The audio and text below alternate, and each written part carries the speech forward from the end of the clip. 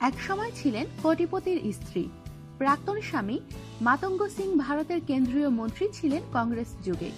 আর এখন শীর্ষ আদালত জামিন মঞ্জুর করলেও স্রেফ টাকার অভাবে মুক্তি পাচ্ছেন না সারদা কাণ্ডে আটক মনোরঞ্জনা সিং।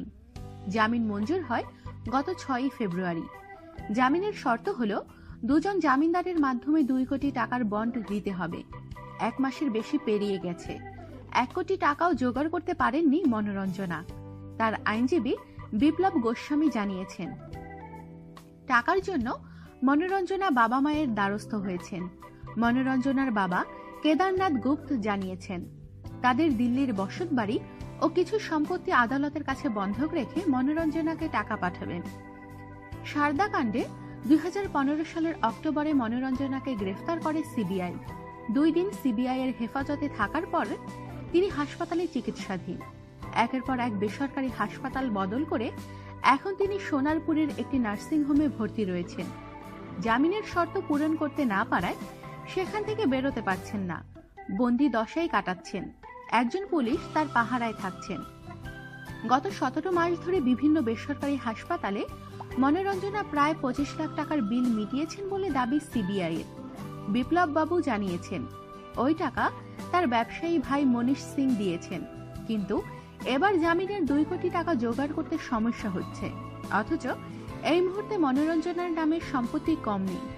ঘনিষ্ঠ মহলে মনোরঞ্জনা জানিয়েছেন, তার 3টি অ্যাকাউন্টে 97 লাখ টাকা রয়েছে।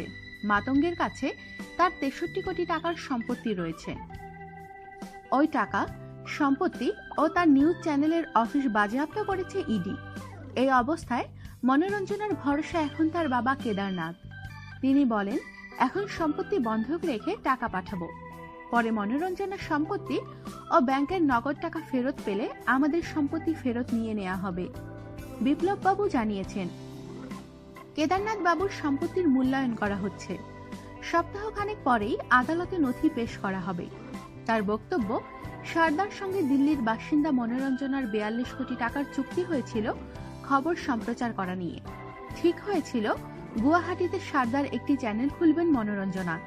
জেরার মুখে মনোরঞ্জনা সিবিআইকে জানিয়েছেন, সারদা কর্তা সুদীপ্ত সেন তাকে 21 কোটি টাকা দিয়েছিলেন।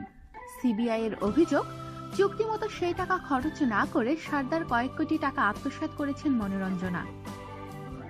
আমাদের সাথেই থাকুন আর সাবস্ক্রাইব করুন।